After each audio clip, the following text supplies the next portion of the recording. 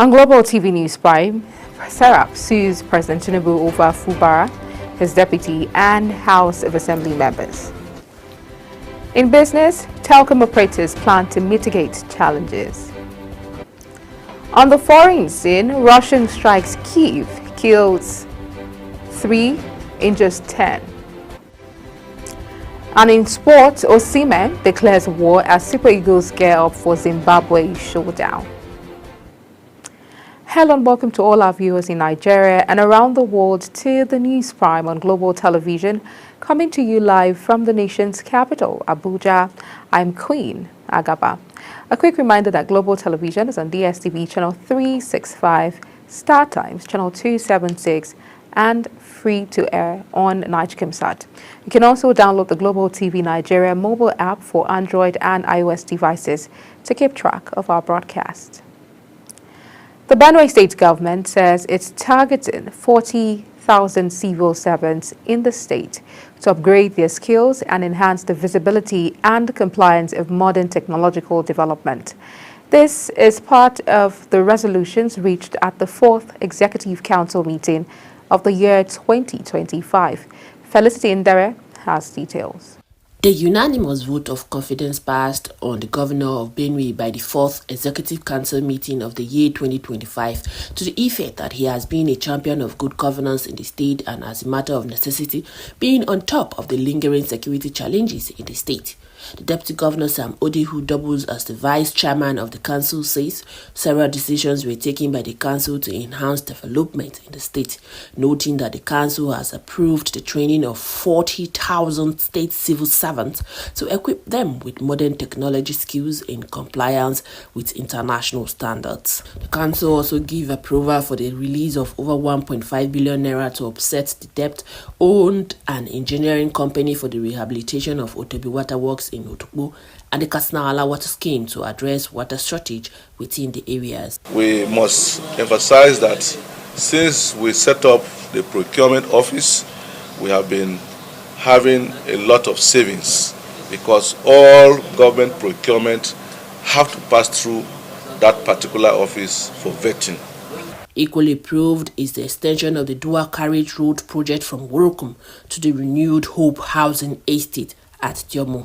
Approval for the release of the sum of 1,569,583,932 and 17 kobo, which was a debt that was owed to the CGC engineering company. However, the council also approved the upgrading of the Mbawa and Bakon Nenge with the Sport Mbakon existing rural road project to accommodate articulated vehicles to enhance its durability to provide the needed service at over 73 billion naira, as well as the rehabilitation of the governor and the deputy governor's lodge at the cost of 1.1 billion naira, and the continuation of reconstruction and rehabilitation work on State Assembly Complex as well as the Assembly Clinic at a reviewed cost of 4.5 billion naira.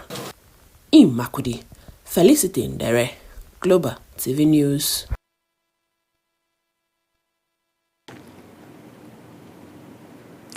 The Socio-Economic Rights and Accountability Project has taken President Bola Tinubu to court over what it calls the unlawful suspension of the Rivers State Governor, his deputy, and House of Assembly members. The 6-month suspension was announced while the president proclaimed a state of emergency in the state. Serap argued that the decision violates constitutional provisions and undermines democratic governance. The lawsuit, filed at the Federal High Court in Abuja, was initiated by 3 members of Serap's Volunteers Lawyers Network in Rivers State. The National Drug Law Enforcement Agency says its operatives intercepted a 42-year-old Indian lady, Nitu, at the Malam Aminu Kano International Airport, Makia, Kano, with 72 parcels of heroin factory sealed in wafer wraps and pocket chocolates. Spokesman of the agency, Femi Babafemi, says the Class A drug consignment weighing a total of 11 kilograms was recovered from Nitu's luggage after a thorough search.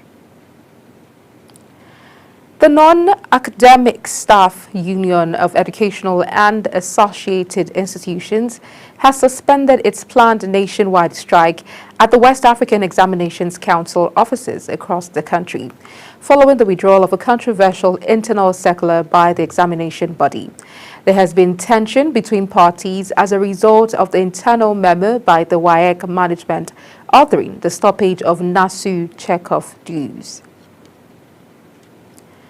Barely a week after a major explosion occurred on the Trans-Niger pipeline in, the Trans-Niger pipeline in Bodo-Gokana local government area of River State. Another explosion has reportedly struck the Soku oil facility in Akuku, Toru local government area. In a statement signed by its executive director, Dr. Fineface Domnamene, Fineface says it received reports from its youth volunteers about an early morning explosion at the Soku oil facility operated by Nigeria Liquefied Natural Gas Limited. The Youth and Environmental Advocacy Center, a grassroots NGO with strong networks across the Niger Delta, confirmed the latest explosion. The All Progressives Congress (APC) has issued a strong warning to the new Nigeria People's Party (NNPP) led Kano State government following controversial remarks made by the Deputy Governor Aminu Abdulsalam. Abdulsalam had accused Professor Hafsat Abdullahi Ganduje, wife of former governor and current APC National Chairman Abdullahi Umar Ganduje, of financial misconduct, specifically interfering with pension funds during her husband's tenure. In a widely circulated video, the Deputy Governor alleged that pensioners were only paid after Professor Hafsat had taken her share of the funds. The Nigerian Senate is reviewing a bill aimed at regulating and enhancing safety standards for articulated vehicles to reduce fatalities from highway accidents. Senator Babangida Hussaini, representing Jigawa Northwest Senatorial District, disclosed this in an interview in Dutse. He cited data showing that over 1,613 Nigerians have died in 169 fuel tanker explosions recorded between June 2009 and October 2024. The bill, which was read for the first time in November 2024, Hussaini says it aims to make provisions for the regulation and safety of articulated vehicles in line with the Constitution. The chairman of Ikole local government area, Bayo Omojola, has urged residents to be security conscious and protect electricity transformers in their communities from vast vandalism. Omojola gave this advice in an interview with the Ikole Ekiti, He says communities currently enjoying uninterrupted electricity supply were those whose transformers remained in good condition, adding that it is important for every resident of Ikole Ekiti and other communities under the council to take responsibility for protecting their transformers from vandals. The Federal Airport Authority of Nigeria says it has temporarily shut down the Samuel Ladoke Akintola Airport, Ibadan, Oyo State, to facilitate extensive upgrade works to enhance infrastructure and operational standards. FAN, in a statement signed by its Director of Public Affairs and Consumer Protection, Mrs. Obiageli Ora, stated that the federal government had approved the closure, which became necessary to enable the execution of critical improvements at the airport. The Nigeria Airspace Management Agency has consequently closed the runway and suspended airport operations by the International Civil Aviation Organization regulations. The upgrade was part of the state government's move to transform the aerodrome into an international status. The Inspector General of Police, Kayode Egbetoku, has warned officers of the Nigerian police force against unlawful and prolonged detentions. He stressed that any officer found violating constitutional provisions and human rights will face serious consequences. This is detailed in a statement released and signed by the first Public Relations Officer, ACP Olumuyiwa Adejobi. The IG reaffirmed the police leadership's commitment to upholding human rights and ensuring due process in all detention procedures. Armed bandits have attacked Baidi community in Tangaza local government area of Sokoto State, killing one person and injuring two others. Eyewitnesses say the assailants stormed the village in broad daylight, shooting at residents before fleeing. The victims were rushed to Tangaza General Hospital, where one person later died. Local sources say it's the third attack in a week, with the attackers arriving on motorcycles in groups of 3. The governor of Jigawa State, Umar Namadi, has expressed disappointment over the quality of work on the 10.8 billion naira gully erosion control project in Kago Dutse, local government area of the state. During an unscheduled visit, Namadi faulted the contractor, Retecha Company Limited, for using substandard materials, warning that his administration will not tolerate poor workmanship. The project, supported by the World Bank, aimed to combat erosion in affected communities, including Danmasara, Yawaiwa, and Kago, under the Agro-Climatic Resilience in Semi-Arid Landscape initiative. It was supposed to be a typical night commute for many, but it turned into a nightmare for those who witnessed the devastating fire on Otodela Bridge. The inferno, which engulfed a tanker and several vehicles, left a trail of destruction and chaos in its wake. The fire, which started when a gas tanker's brakes failed, quickly spread to nearby businesses, including a mechanic workshop, a hospital, and several provision and clothing stores. The incident counted 18 vehicles, 10 tricycles, all of which were destroyed in the blaze. You're watching the live broadcast of News Prime. When News Prime returns, Canada denies 13,000 Nigerians asylum. Details coming shortly after the break. Please stay with us.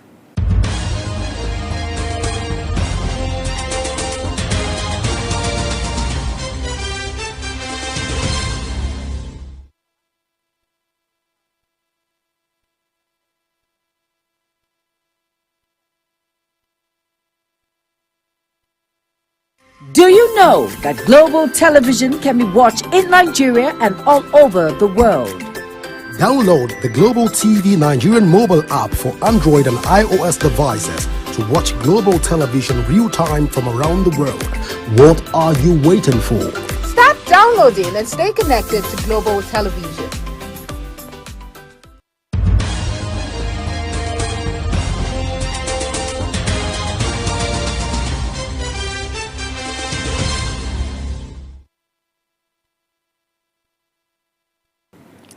Many thanks for staying with us. If you've just joined us, this is Global Television, bringing you live broadcast of the News Prime.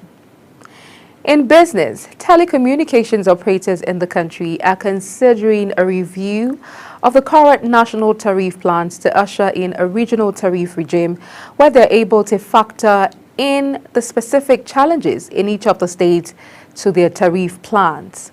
The operators stated this at the 7th edition of the Policy Implementation Assisted Forum in Lagos. According to them, a regional tariff regime would ensure the states with better ease of doing business are compensated, while those making their operations difficult are made to pay higher for the service.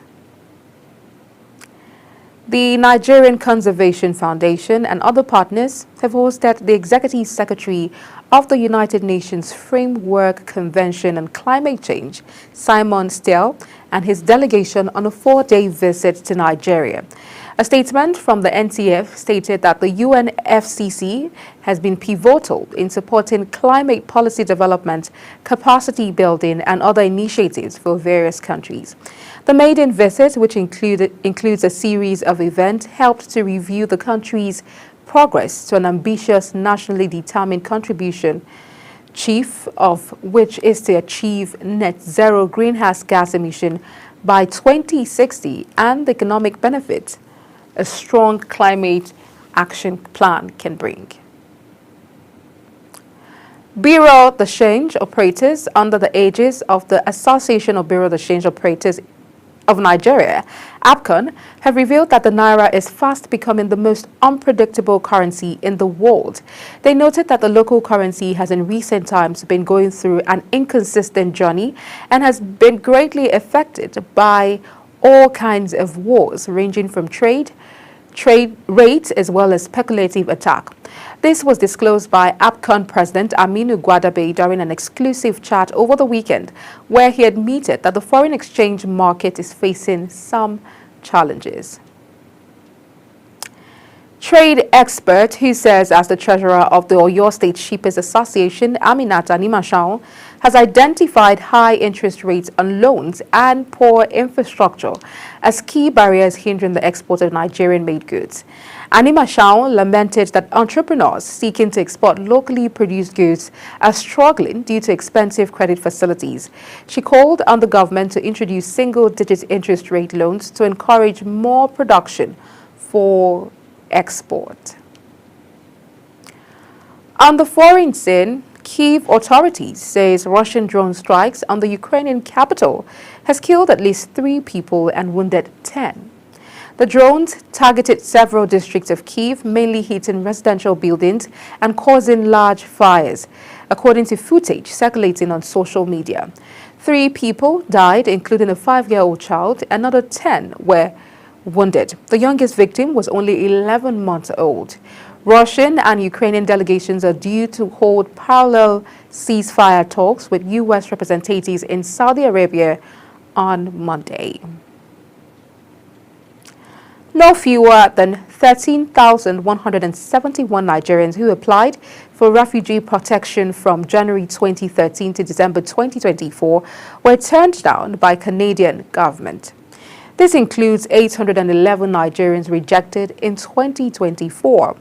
Official data from the Refugee Protection Division of the Immigration and Refugee Board of Canada placed Nigeria among the top 5 countries with the most rejected claims. Others are Mexico with 2,954 rejections, India 1,688, Haiti 982, and Colombia with 723 rejections. Sudan's army has reclaimed the presidential palace in the capital, Khartoum, in a significant victory over a rampaging militia that controls sorts of the war-torn country. The Sudanese Armed Forces and the paramilitary Rapid Support Forces have viciously scrambled for territory since fighting broke out between them in April 2023. The conflict has triggered one of the world's worst humanitarian crises and has left more than 28,000 people dead, with 11 million others forced to flee their homes, according to the Armed Conflict Location and Event Data Initiative. The RSF has laid siege to Khartoum and to the Sudanese seat of power since the start of the war. The government says its troops had seized control of the presidential palace and will continue its push to retake the capital. Turkish opposition Republican People's Party (CHP) members and others are currently gathering at polling stations for a primary election to endorse detained Istanbul Mayor Ekrem İmamoğlu as candidate for the next presidential election.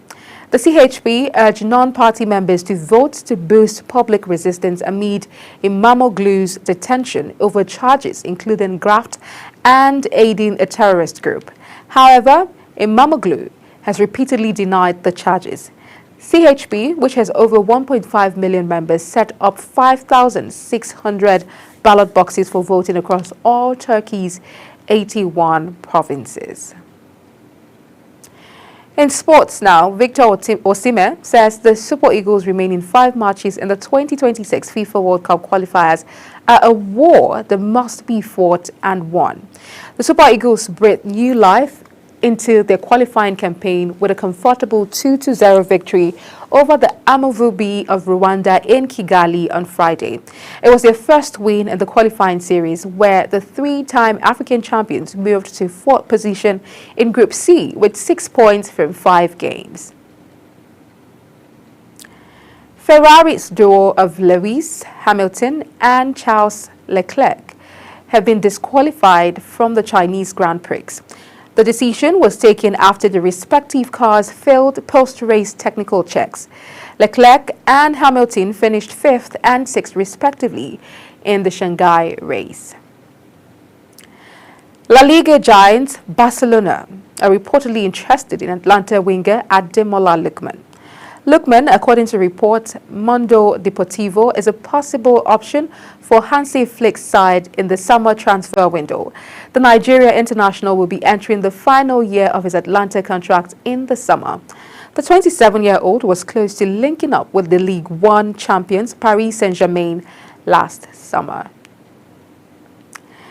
As we end the Global News Prime, let's take a look at our top stories. The Socio-Economic Rights and Accountability Project has taken President Bola Tinubu to court over what it calls the unlawful suspension of the Rivers State Governor, his deputy, and House of Assembly members.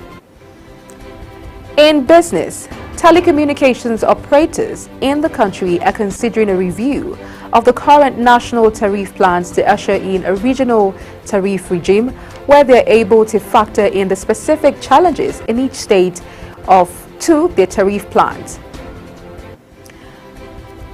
On the foreign scene, Kyiv authorities says Russian drone strikes on the Ukrainian capital killed at least 3 people and wounded 10. And in sports, we told you, Victor Osimhen says the Super Eagles remaining 5 matches in the 2026 FIFA World Cup qualifiers are a war that must be fought and won. And that's it on Global TV News Prime. A quick reminder that Global TV is on DSTV channel 365, on StarTimes channel 276, and free to air on NigeComSat. Kindly follow us across all social media platforms using @Global TV NG and other handles now showing on your screen. You can also download the Global TV Nigeria mobile app for Android and iOS devices to keep track of our broadcast. I'm Queen Agaba. Thank you for watching and see you again.